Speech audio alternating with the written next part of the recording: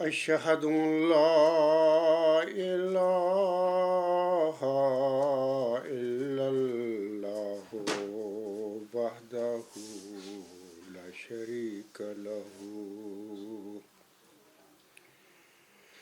وأشهد أن محمدا عبده ورسوله أما بعد فأعوذ بالله من الشيطان الرجيم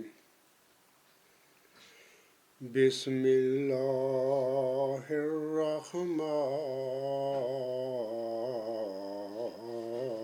الرحيم الحمد لله رب العالمين الرحمن الرحيم مالك يوم الدين إياك نعبد وإياك نستعين اهدنا الصراط المستقيم صراط الذين أنعمت عليهم صراط الذين أنعمت عليهم غير المغضوب عليهم ولا الضالين۔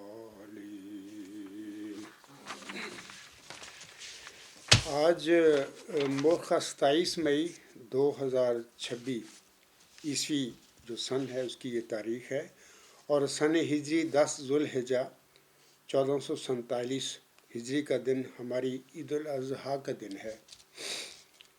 عید الاضحیٰ عید الفطر کے 2 ماہ 10 دن کے بعد منائی جاتی ہے۔ یہاں سوال پیدا ہوتا ہے کہ یہ عید الاضحیٰ ہم مسلمان کیوں مناتے ہیں؟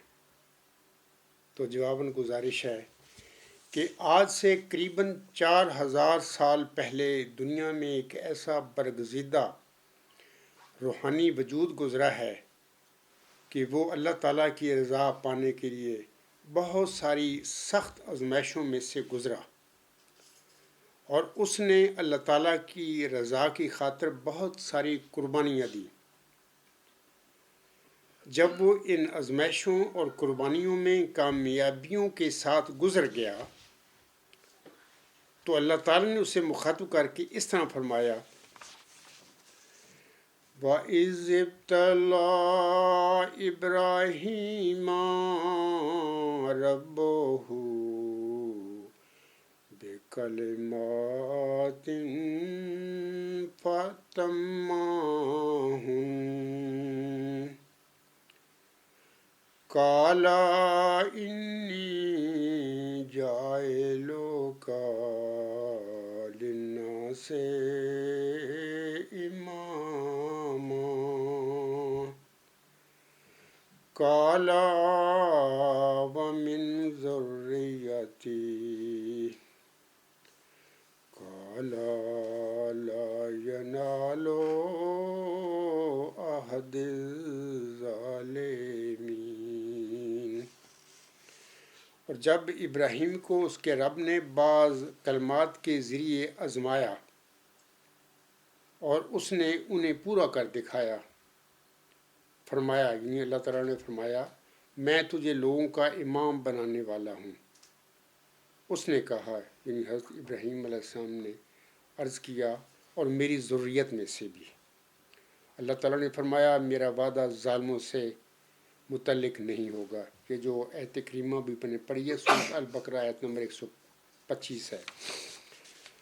حضرت ابراہیم علیہ السلام کی انہی قربانیوں میں سے آپ علیہ السلام کی ایک ایسی قربانی تھی جسے اللہ تعالیٰ نے دنیا میں ہمیشہ ہمیش کے لیے ایک یادگار بنا دیا ہوا ہے۔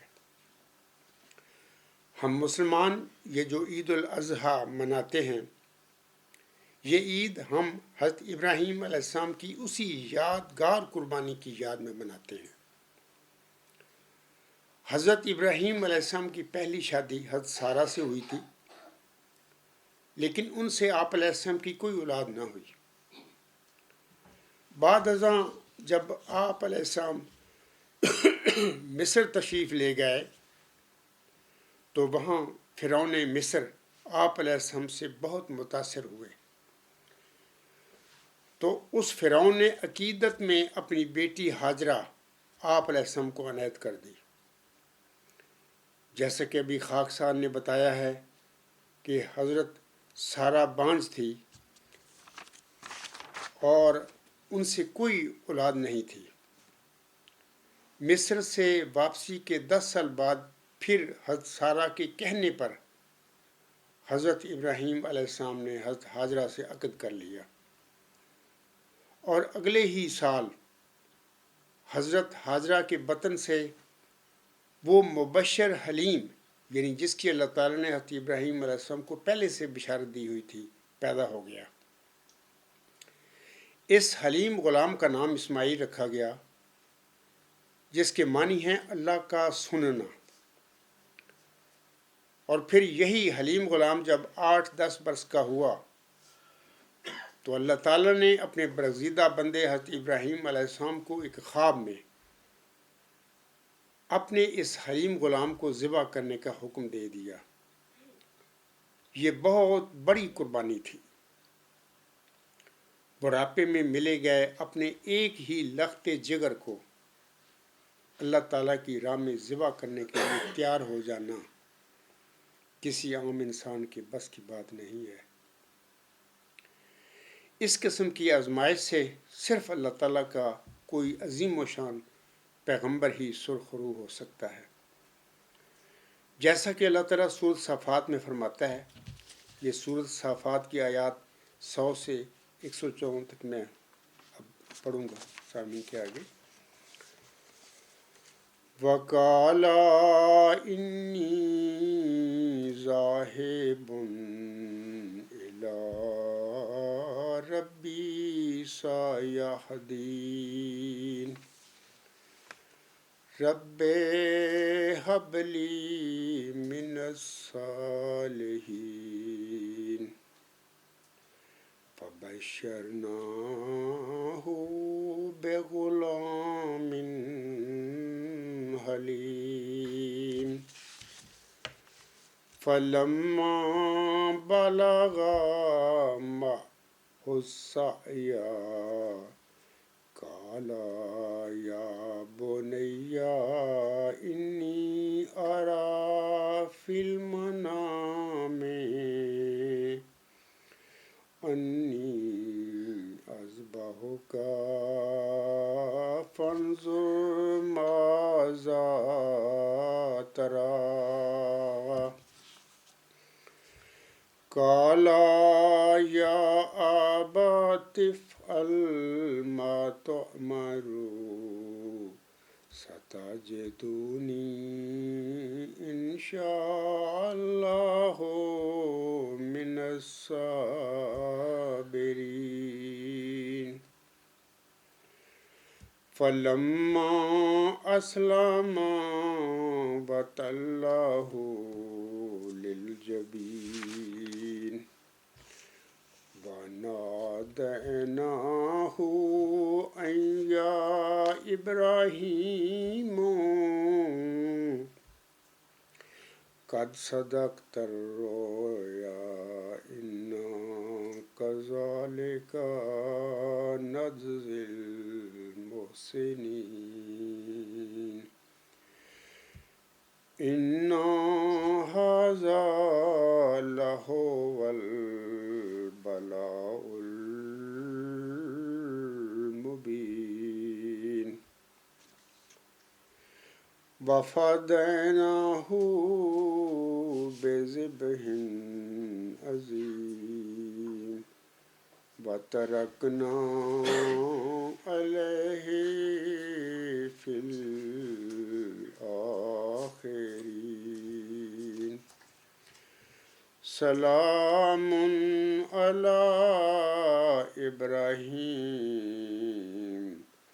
کذالک نجزی المحسنین انہ من عبادنا المؤمنین۔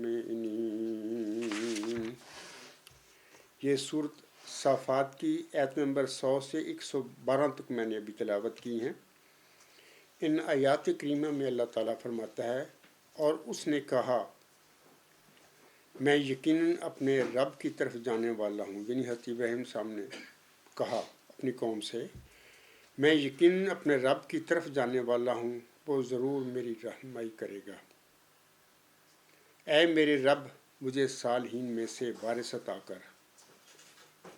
بس ہم نے اسے ایک بردبار ایک حلیم غلام کی بشارت دی۔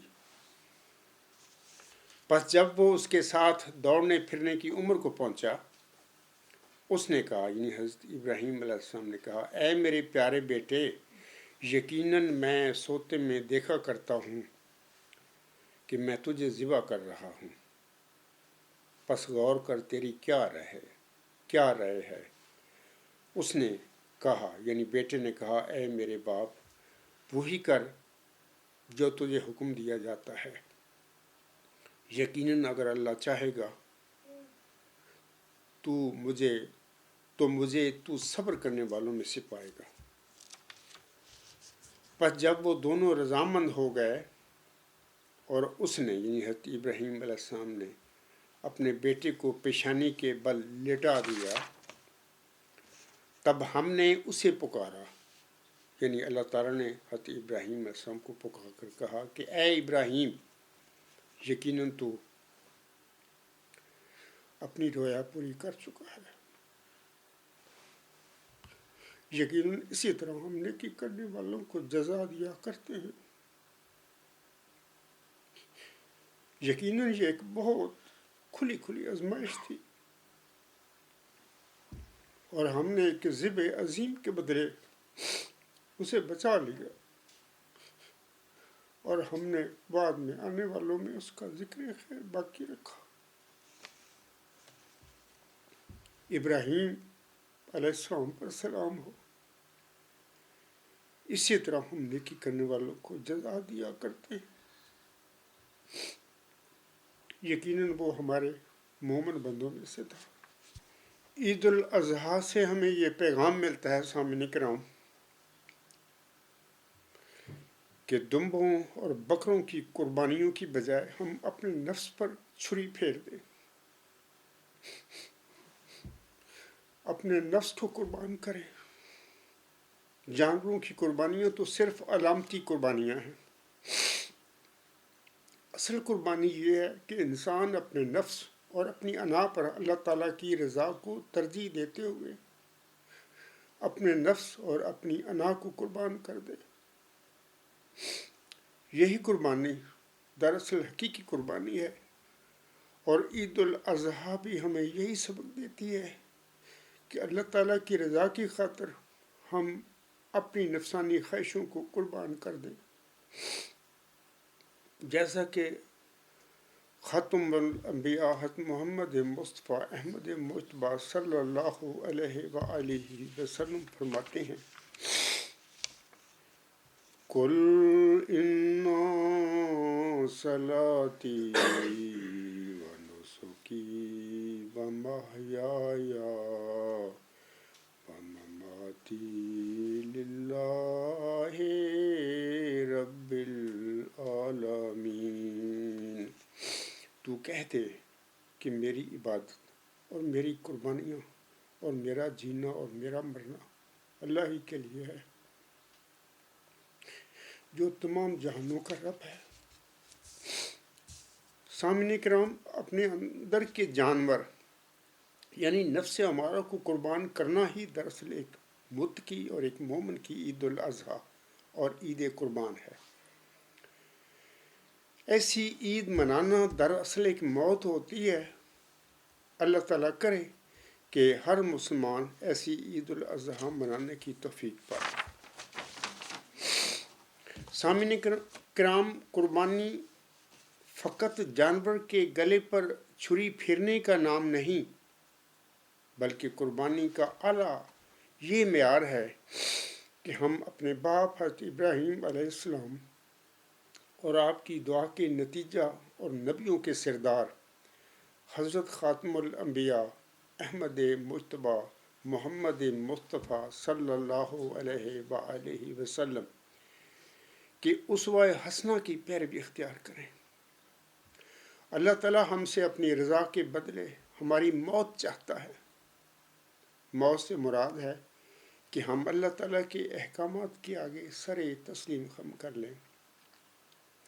یہ نہیں کہ ہم سال میں عید الاضحیٰ کے موقع پر ایک دفعہ کسی جانور کی قربانی کر کے پھر سارا سال اپنی نفسانی خواہشات کے حصول میں بڑھتے پھریں۔ ہمیں حکم دیا گیا ہے کہ قربانی کا جانور کمزور اور عیب دار نہیں ہونا چاہیے۔ لنگڑا، کان کٹا، سینگ ٹوٹا اور کانا جانور جائز نہیں۔ اس حوالے سے میں پیارے نبی حضرت محمد مصطفیٰ احمد مجتبیٰ صلی اللہ علیہ وسلم کی ایک دو حدیث پڑھ کر آپ لوگوں کو سنا دیتا ہوں۔ یہ صحیح مسلم کی کتاب میں یہ حدیثیں ملتی ہیں۔ حضرت شداد بن اوس رضی اللہ تعالیٰ عنہ بیان کرتے ہیں کہ حضرت صلی اللہ علیہ وآلہ وسلم نے فرمایا، اللہ تعالیٰ نے ہر ایک کو نرمی اور مہربانی سے پیش آنے کا حکم دیا ہے، یہاں تک کہ اگر تم کسی جانور کو مارنے لگو تو اس میں بھی نرمی اور رحم دلی دکھاؤ، اور جب کسی جانور کو ذبح کرنے لگو تو اچھے اور رحم دلی کے طریق سے ذبح کرو، مثلا اپنی چھری خوب تیز کر لو اور اس طرح سے اپنے ذبیحہ کو آرام پہنچاؤ۔ اسی طرح حضرت عبداللہ بن عمر رضی اللہ تعالیٰ عنہ بیان کرتے ہیں کہ حضرت صلی اللہ علیہ وآلہ وسلم نے حکم دیا ہے کہ جب جانور ذبح کرنے لگو تو چھری کو اچھی طرح تیز کر لیا کرو، ایک جانور کے سامنے دوسرے جانور کو ذبح نہ کرو، اور خوب اچھی طرح ذبح کرو کہ اس کی جان جلدی نکل جائے اور زیادہ دیر تڑپتا نہ رہے۔ سامعین کرام، جانور کے گلے پر چھری پھیرنے سے پہلے ہمیں یہ بھی دیکھ لینا چاہیے کہ کیا ہمارا ایمان کمزور، ضعیف، ناقص اور لنگڑا تو نہیں ہے۔ ہمارے کان، آنکھیں، ہاتھ پاؤں اللہ کی نافرمانی اور گناہوں سے داغدار تو نہیں ہیں۔ ہمارا جسم اور ہمارے دل و دماغ کہیں گناہوں سے آلودہ تو نہیں۔ جانور کے گلے پر چھری پھیرنے سے پہلے کیا ہم نے اپنی نفسانی خواہشات کے گلے پر بھی رضائے الہی کی چھری پھیر دی ہے یا کہ نہیں؟ اور کیا ہم نے جانور کی قربانی کرنے سے پہلے حضرت ابراہیم علیہ السلام اور حضرت اسماعیل علیہ السلام کی طرح خود کو اللہ تعالیٰ کی راہ میں قربانی کے لیے پیش کیا ہے یا کہ نہیں؟ سامعین کرام، قربانیوں کا گوشت اور خون اللہ تعالیٰ تک نہیں پہنچتے، بلکہ تمہارے دلوں کا تقوی اللہ تعالیٰ تک پہنچتا ہے، جیسا کہ اللہ تعالیٰ سورۃ الحج کی آیت نمبر 38 میں فرماتا ہے، لَن يَنَالَ اللَّهَ لُحُومُهَا وَلَا دِمَاؤُهَا وَلَكِنْ يَنَالُهُ التَّقْوَىٰ مِنكُمْ كَذَلِكَ سَخَّرَهَا لَكُمْ لِتُكَبِّرُوا اللَّهَ عَلَى مَا هَدَاكُمْ وَبَشِّرِ الْمُحْسِنِينَ۔ ہرگز اللہ تعالیٰ تک نہ ان کے گوشت پہنچیں گے اور نہ ان کے خون، لیکن تمہارا تقوی اس تک پہنچے گا، یعنی اللہ تعالیٰ تک۔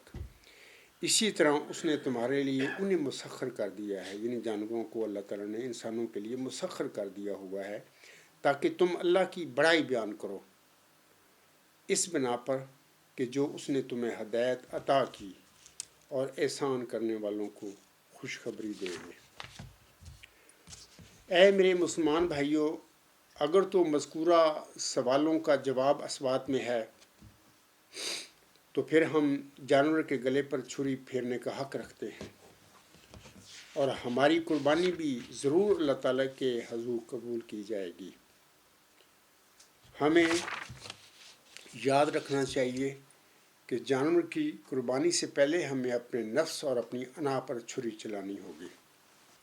اسوہ ابراہیمی جس قربانی کا درس دیتا ہے، سامعین کرام، وہ صرف جانور کی قربانی نہیں ہے، یہ تو قربانی کی علامت ہے۔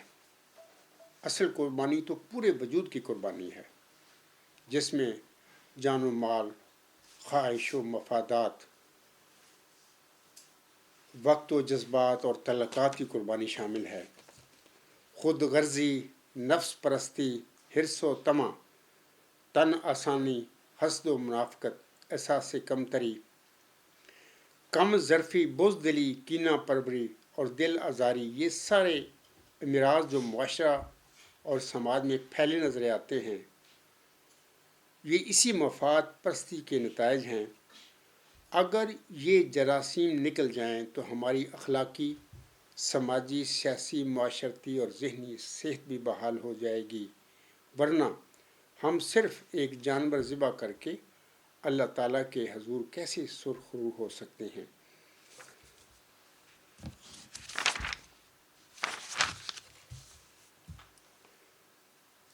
جو قومیں قربانی نہیں کرتیں، اپنے مال و دولت کی، اپنے وقت کی، حق اور سچ کے لیے اپنی بیوی، بچوں، والدین اور گھر بار کو چھوڑنے کی، جو قومیں اعلیٰ کلمہ اسلام کی سربلندی کے لیے جہاد فی سبیل اللہ اور اپنے مظلوم مسلمان بھائیوں کی مدد کے لیے اپنی جانوں کی قربانی پیش نہیں کرتیں، تو پھر ایک ایسا وقت آ جاتا ہے کہ وہ دشمنوں کے ہاتھوں ذلیل و رسوا ہو کر نہ صرف ذبح ہو جاتی ہیں بلکہ صفحہ ہستی سے بھی مٹا دی جاتی ہیں۔ پس اسلام کی نشاط ثانیہ اور دین اسلام کے غلبے اور امت مسلمہ کی بقا اور مظلوم مسلمانوں کی مدد کرنے کے لیے ہمیں صرف اور صرف قربانیاں کرنی ہوں گی۔ قربانی کی اصل غرض و غایت یہ ہے کہ ہمیں اپنے انفاس اور اپنی اناؤں پر چھری پھیر دینی چاہیے۔ انفاس پر اور اناؤں پر چھری پھیرنے کا مطلب ہے کہ ہم اللہ تعالیٰ کی رضا اور محبت کو پانے کے لیے اپنی جھوٹی تمناؤں اور جھوٹی خواہشوں کو چھوڑ دیں اور اپنے تمام تر توجہ حقوق اللہ اور حقوق العباد کو پورے کرنے میں لگا دیں۔ مجھے تاریخ سے واقعہ یاد آ رہا ہے کہ حضرت عمر بن عبدالعزیز کے عہد حکومت میں ان کے بچوں حسین، حسن اور مریم نے ایک بار فرمائش کی کہ اس بار عید پر ہمیں نئے کپڑے لے کر دیں۔ آپ نے یعنی حضرت عمر بن عبدالعزیز نے بچوں سے کہا کہ میرے پاس تو جمع پونجی کچھ نہیں، کیونکہ اس وقت جمع شدہ دولت بیرون ملک بھیجنے کا رواج نہیں تھا۔ اگر مجھے تنخواہ مل گئی تو ضرور نئے کپڑے دلوا دوں گا۔ چنانچہ آپ نے اپنے خازن سے درخواست کی کہ مجھے پیشگی تنخواہ ادا کر دیں۔ اس نے کہا، یعنی خازن نے کہا، امیر المومنین، کیا آپ کو یقین ہے کہ آپ اگلے مہینے تک زندہ رہیں گے یا برسر اقتدار رہیں گے؟ تو آپ نے نفی میں جواب دیا، لہٰذا خازن نے عرض کیا کہ تب آپ کو تنخواہ پیشگی نہیں دی جا سکتی۔ اس پر آپ نے بچوں کو بتا دیا کہ انہی کپڑوں میں عید منانی پڑے گی، لہٰذا پیارے قارئین کرام، مفاد پرستی اور قربانی کبھی ایک ساتھ جمع نہیں ہو سکتی۔ تو اسی وجہ سے امت مسلمہ میں حضرت عمر بن عبدالعزیز جو انبی قبیلہ سے تعلق رکھتے تھے، ان کو پوری مسلمان جو ہیں امت محمدیہ جو انہیں خلفائے راشدین میں شامل کرتی ہے، داخل سمجھتی ہے۔ سامعین کرام، اسی پر میں اپنا آج کا خطبہ عید الاضحیٰ ختم کرتا ہوں۔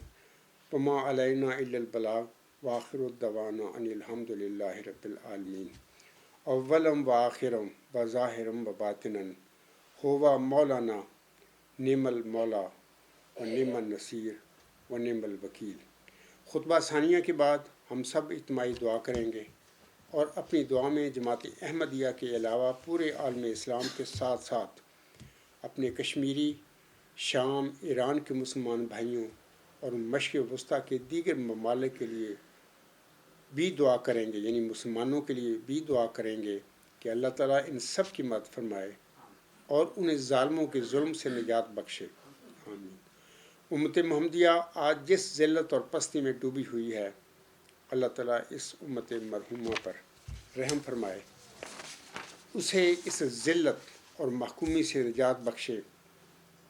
جو بیمار ہیں اللہ تعالیٰ انہیں کامل شفا عطا فرمائے، اور جو پریشانیاں جس کو لاحق ہیں اللہ تعالیٰ ان سب کی پریشانیاں اور مصائب کو دور فرمائے، آمین۔ اس دعا کے بعد نماز عید ختم ہو جائے گی جب ہم خطبہ ثانی کے بعد یہ دعا کریں گے۔